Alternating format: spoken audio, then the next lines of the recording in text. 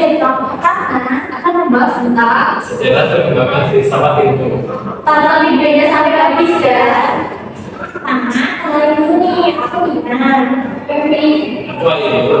Oke, langsung aja ya. Sebelumnya, kan kita udah bahas tentang dasar-dasar filsafat ilmu, apa itu filsafat, apa itu filsafat, dan lain-lain. Sekarang kita mau membahas sejarah perkembangan filsafat ilmu diawali pada zaman kuno, di mana pada masa itu manusia peradaban mitos untuk menjelaskan suatu fenomena alam. Hingga muncullah seorang filsuf bernama Thales yang mengkaji sains alam secara lebih maksimal. Sebenarnya asumsi Thales itu. Nah, jadi Thales ini seorang filsuf pertama yang dikenal dengan sebutan Bapak Filsafat yang lahir di Miletus sekitar tahun 620 sebelum Masehi dan meninggal tahun 548 sebelum Masehi. Ia adalah seorang saudagar kaya yang kemudian berlayar ke Mesir untuk mempelajari ilmu ukur untuk dibawa ke Yunani. Nah, diduga Thales ini dapat mengukur piramida menggunakan bayangan piramidanya itu sendiri.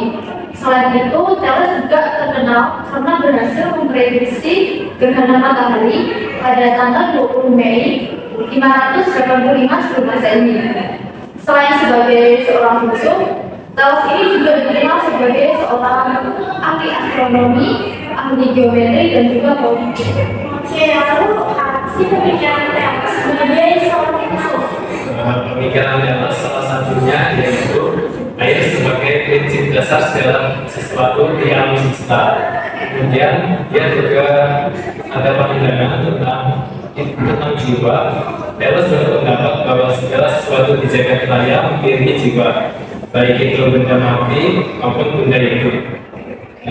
Lalu di bidang politik, pemikiran Thales berupa konsep negara dan kota dengan sistem pemerintahan federasi. Selain itu, di bidang matematika, Thales mengembangkan pemikirannya tentang teorema Thales. Teorema Thales tersebut adalah 5 teorema geometri. Oke, kita udah mengenal Thales beserta pemikirannya. Thales memberikan dampak yang signifikan pada sejarah perkembangan filsafat ilmu.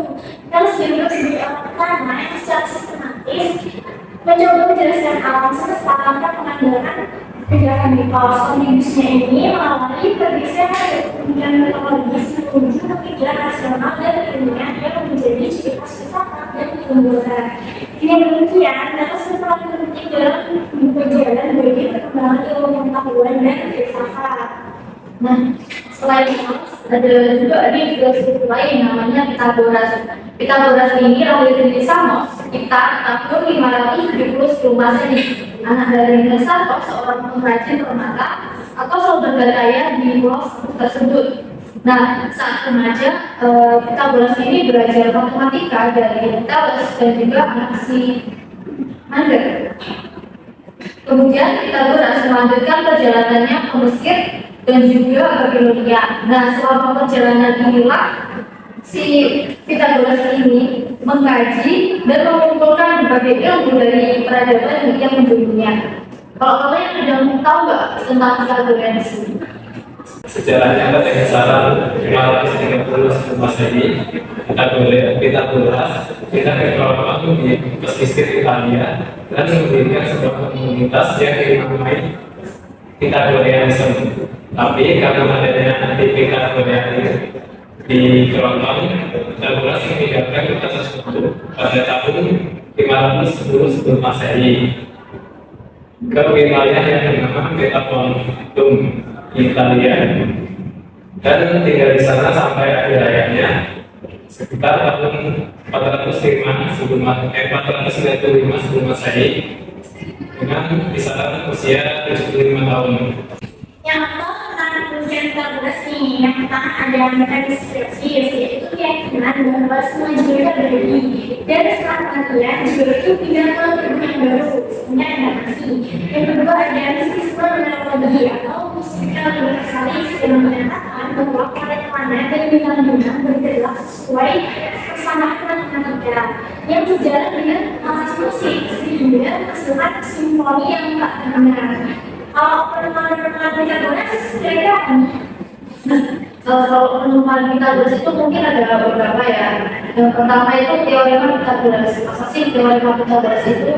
Jadi teorema Pitagoras adalah sebuah teorema dalam bidang geometri yang menjelaskan bahwa luas bibir sangkar pada kaki sebuah segitiga siku itu sama dengan luas bibir sangkar di hipotenusa. Hipotenusa itu sisi miringnya dari segitiga siku. Dan yang kedua, notasi musik dapat diubah ke persamaan matematika. Yang ketiga, Pitagoras ini orang pertama yang meyakinkan masyarakat bahwa bumi itu bulat. Dampak dari pemikiran Pitagoras tentu saja sangat besar ya. Di bidang ilmu pengetahuan, salah satunya teorema Pitagoras. Ini menjadi fondasi dari trigonometri, yaitu salah satu cabang matematika yang mempelajari hubungan antara panjang dan sudut segitiga. Kita udah mengenal dua kelompok prinsip pemindahan kuno. Puncak masa pada masa pemindahan kuno dicapai pada masa Socrates dan Aristoteles. Periode ini merupakan periode penting dalam sejarah peradaban manusia karena terjadi perubahan pola pikir mitosentris menjadi pola pikir yang lebih mengandalkan pengamatan dan pemikiran rasional. Nah, kemudian pada abad pertengahan di masa itu, filsafat ini dipengaruhi oleh agama Kristen dan juga agama Islam, sehingga banyak para filsafat yang membahas topik-topik seperti teologi, metafisika, dan etika. Tapi ini dalam konteks agama ya. Hal ini yang mengacu pada sumber metode pembelajaran yang digunakan oleh para filsuf pada masa itu, yaitu skolastik. Skolastik ini yang menggabungkan pemikiran filsafat dengan teologi dan logika, kemudian jadi dasar bagi ilmu pengetahuan modern. Zaman tersebut juga disebut zaman ke-8.